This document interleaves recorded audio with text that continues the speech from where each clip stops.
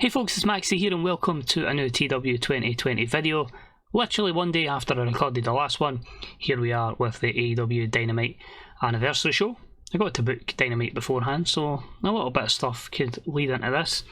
But it's actually quite a rotated card from what we saw at Grand Slam, so that's the good thing about having about 9 million people on the roster. We can still have a strong card here and hopefully put on a good show. 97 at the last time we done this event, so that's going to be tricky, and that gives us a main event of Darby Allin versus Kenny Omega, which truthfully Darby Allin's probably one of the people I've criminally misused in this save. Looking at there as well, can see we had obviously the turn of the inner circle, so Sammy and Proud and Powerful took on Jericho, Ace and Christian Cage. We've had Edge in the roster for a year already. Young Bucks taking on Kevin Steen and Sami Zayne with John Moxley and Bryan Danielson, Richard Holiday and Rey Mysterio, and we'll just add it off there with Io Shirai versus Ronda Rousey.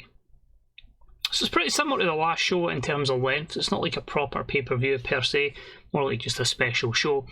But hopefully you guys enjoy it, and hopefully give you an idea of the path we're going on for the rest of the year. I've got a few matches booked for each particular show going forward, including Winter is Coming. There's one show I'm maybe adding in like a draft special, because I don't want to make it right in January. I might make it like the first week of December, where we maybe just switch up 10 wrestlers or something from each brand. Kind of like WWE used to do back in the day when they had the, say, I don't know if you remember this one, we might be going back to about 2009, 2010, when they had like the match and say Raw 1, and then it done like the screen where it used to just flicker between wrestling, and it just done this big pew, and then it come up a wrestler, and it was like, oh, Triple H has gone to SmackDown. So it would have been about 2009 when Triple H made that move to SmackDown. That kind of era, that's the kind of show I'm going for. But anyway, future is that. This is the now. Well, technically it's the future because it's 2024. But let's see how the AEW Dynamite anniversary show goes for 2024. Hope you guys enjoy. Let's do it. So we've got 59,301 in the Raymond James Stadium. And I was thinking, how can I kind of start this show off without using the usual suspects just to get a 100 rating? You can see here we get the 88. I just wanted to touch on a match that I had actually in the Dynamite just before, and that was between Ace and Walter. I was really intrigued to see how this went, because obviously Edge has got like a fantastic psychology stat. And even though Walter's overness is maybe in the high 70s, like he's banging out 80 performances, and the two of them did have a good match, which wants me want to extend the feud. So I kind of had this one to just have Edge come out and say basically he respects, you know, the athlete and the physical power that Walter has, but he says he's going to come back and he's going to make sure that Walter and his cronies can't get the upper hand on him. So just says, watch this space and I'll get my revenge one day. We'll go with that storyline to start with. But 88, pretty solid stuff. We then had a promo before our opening contest, a 6-man tag, and it is the members of the Supreme Collective, which is of course Cody Rhodes, Red Velvet, Ricky Starks, and All Ego Ethan Page. So an 85 promo, very good there. Red Velvet's hit and miss with these promos. Sometimes she can nail it, but sometimes she can perform poorly. But the reality is, her being involved with Cody and having these promos is elevating her overness, and she's a very, very capable hand within her women's division. But really impressed with what the Supreme Collective's doing. Just them all in their suits, or in, I will say even Red Velvet's in a suit here. They'll just look $1 million. But mostly this is a pre-tape vignette because they're in action next. So just say they're ready and they're going to show they're one of the best factions in AEW. Because they were taking on the trio. Oh, sorry, it is a 8-man. I forgot about this. Whoops. So it was a good matchup. Supreme Collective, Cody Rhodes, All Ego Ethan Page, Absolute Ricky Starks, and Red Velvet. And they defeat the team of Keith Lee, Swerve Strickland, Tez Ford, and BB Ford in 13:55, with Red Velvet pinning BB Ford with a chef's kiss. And overall, pretty good 82. My reason for this one was I felt like it was a real good opportunity to have Red Velvet go over Bianca and gain some overness, but I felt like just having all these pieces together could put in some really good performances. And you can see there, Cody's obviously a mile ahead with a 91, but you can see Red Velvet gets a 65 and that's her offer game. Ricky Starks is closing in 80s, Ethan Page is closing in, so they're in a good position. And as I say, with Keith Lee, Swerve, Tez, I just need to one day pull the trigger, and their potential is limitless, of course. But good opener. I then had a TNT Championship match. I felt like we'll give Dante an opportunity, because I remember that Darius is out for 10 months with a concussion, so he'll get a lot of opportunities going forward. We'll push him as a solo star. But here it was a good wrestling match, a decent reaction from the crowd, and I saw Pac pick up the win in 13:23 with the Black Arrow, giving his 6th defence of the TNT title. Gives some good prestige to that. An 80 performance overall was good for the matchup, as it was just a regular win. We then move on to our TBS Championship match, and before we even get the match taking place, we have the champion Arisa Nakajima being attacked by the challenger Tay Conti and her new friend Margarita Moya. She's, I believe, Mexican New Gen, but I just felt like, you know what, we'll put the two Latinas together here, and yeah, they've been quite a good pairing. So yeah, try to get the upper hand before the matchup starts. A 50 rated segment. So you know how the match goes. Decent matchup, and Arisa Nakajima defeats Tay Conti in 12:05 with a cutie special, giving her 3rd defence of the TBS Championship. I must say a 78 was a lot higher than I expected from these two, but again, just Arisa's fantastic psychologist that helps carry these matches, and that's a storyteller match, so that could have been an 80. Crazy stuff, but good to see. We then move on to a matchup for the Lucha Underground Trios Championship, and it was about that had good wrestling and a decent reaction from the crowd, but the House of Black rules supreme again, as Malachi Black, Buddy Matthews and Brody King defeated Kofi and Ricochet in 14:52 when Buddy Matthews pinned Ricochet with a silver bullet, giving them their 5th defence of the Lucha Underground Trios Championships. So I think once we get the Trios tournament up and running, we'll start to see a bit more depth to this division. But I just felt like I need to do something with and Kofi, and I'm trying to get kind of good matches between Ricochet and Matthews, because the two of them are just phenomenal. But 81, pretty good. Key performer there, Ricochet, with an 86. We then had another Trios match, but this was in our women's division, and it was a good matchup that saw the team of the AEW Women's Tag Team Champions Chris Statlander and Jamie Hayter plus Kana defeat the AEW Women's Champion Jade Cargill, Charlotte and Britt Baker in 14:24 when Kana submitted Jade Cargill with the Kana lock. Now a 71 here is a bit of a low rating for it. Admittedly, we had to protect Jade heavily, but there is a reason for us doing this. Kana is going to be the #1 contender going forward. She's already won her match to qualify for that, so that matchup's probably going to happen at one of the next 2 pay-per-views. Might even happen in Dynamite, we'll see what happens. But the story of this matchup was Charlotte and Britt Baker were just had enough. They didn't want to deal with Jade Cargill, so she's left 3-1, so she obviously has no help. And that's the reason for the 71. That's how I've got the video package. It's just Britt and Charlotte just saying, "No, don't want anything to do with you," and they walk to the back. The plan is going forward with Britt and Charlotte is I'm obviously looking to bring the AEW Mixed Tag Team Championships to AEW, and it means Charlotte will obviously go with Andrade at one point, and we'll have Britt Baker with her love interest in game, Sammy Guevara. I still can't believe she cheated in Adam Cole, and it's just ruined so many storyline and plan ideas, but here we are. Next up, if you saw in our last video, this matchup was announced, and it was a good matchup that saw FTR defeat Sami Zayn and Kevin Steen in 13:41 when Cash Wheeler pinned Kevin Steen with a handful of the tights, giving them their 1st defence of the World Tag titles since they won them way back at All Out. So not been utilising FTR so good, but some good performances in there. Kevin Steen with a fantastic 89, of course. They're going to have great chemistry. Well, a tag team specialist bonus between him and Sammy. I feel like I don't really think I've utilised these two as best I should, which is mental, because I absolutely think the two of them are amazing in real life, and I never watched them on like Ring of Honor or anything. I've just seen the WWE runs, and both of them completely entertain me. So FTR, as I say, I want to try and give them the kind of legendary tag runs and really cement their status as like the GOAT tag team. So let's start off with a win against Sami Zayn and Kevin Steen. We have a backstage angle where it's the manager of Jade Cargill and of course Mercedes Varnado who are talking.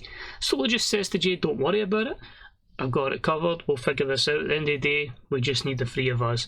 As I say, Mercedes is looking to kickstart her career and get up to the top. You're at the top, I can make sure we all stay at the top. Simple promo from Stokely Hathaway. This match done better than I thought. So the reason this match didn't main event is because I thought of a lack of psychology would hamper it. But apparently, psychology carries over for a trios match.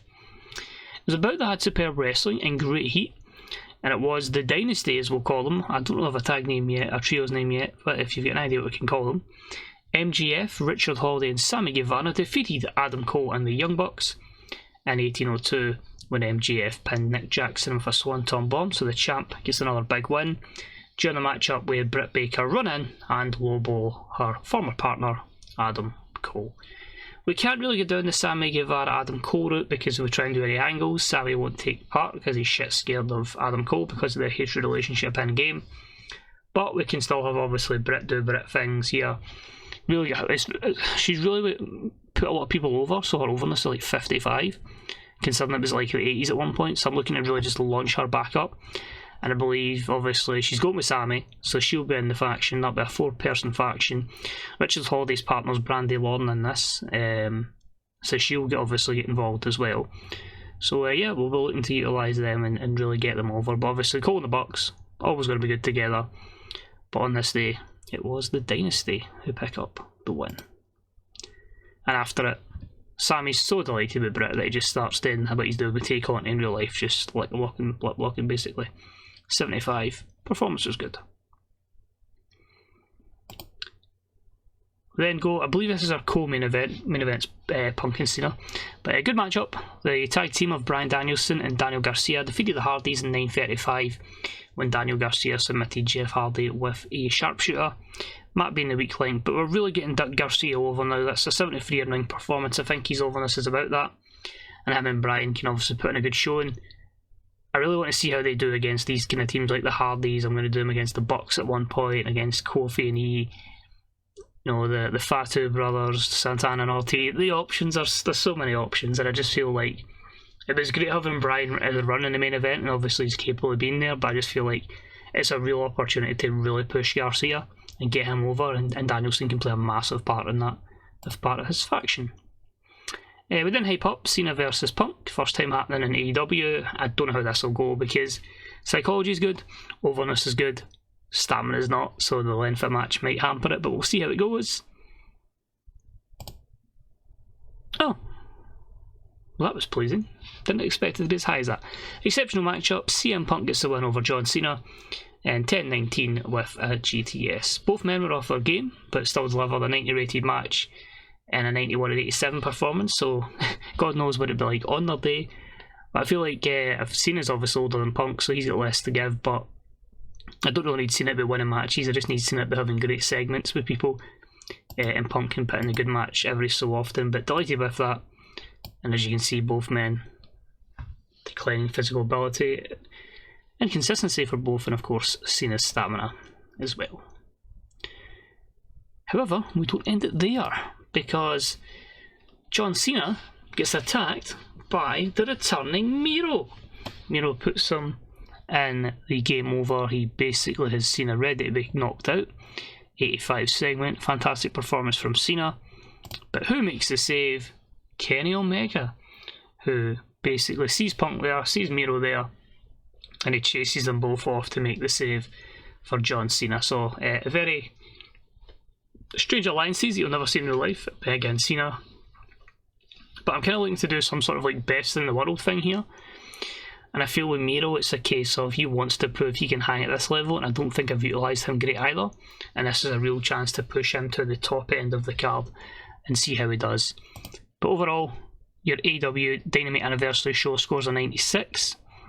Again, a lot of that is thanks to the boosts, but again, we just fire money at it because we've got it to try and get that 100 rated show for a second time. Feels good to say that. Segment of the night then, I believe, would have been Ace and Motor, right? So Ace and Motor with 88. And we had two 90 rated matches, of course, a strong main event and a strong third from match. But even to be fair, that was pretty good and probably exceeded expectations as well. So I'd say it's a good show. As I say, there's going to be a lot of stuff in like the mid-70s. I'm not expecting my mid-carders and upper mid-carders to be in the 80s and 90s. But when you consider how every save is at the start in terms of over on the score, then you can only be delighted when you're getting results like that. So at least that gives me a wee day or so in game before I go and book the Rampage, and then we head off on the road to what I believe I'm calling the Halloween Horror Show. I'm just on the fence if I'm going to have the Eddie Kingston Darby Allin rematch there, because obviously Horror Show, some sort of gimmick match, or if we can give them their death match at Full Gear. So not really sure what definitely will be happening. I'll see if I get anything on my document quickly. I'll try and find it through my phone while we're loading here. Sheamus is back from injury. Actually not too much there affecting us. Caden Carter called up to the main roster. So this isn't guaranteed that it's going to happen. But the plan at the moment for the Halloween Horror Show, card subject to change, Kenny Omega versus CM Punk, John Cena versus Miro, the AEW 0X Championship on the line as Sammy Guevara defends against Wheeler Yuta, and I'm hoping to have the Switchblade Conspiracy, Joe Gacy and Sami Callihan taking on Jon Moxley and a yet to be named opponent. Our one match I will confirm for Full Gear is the rematch between MJF and Adam Cole, so Adam Cole will get another opportunity to win that back.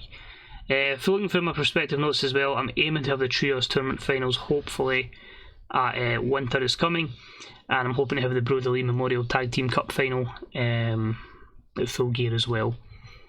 So just to give you a wee idea of that, you can see that was the last year when it was 10 and Wyndham that won it. Wyndham's dived off a cliff, but there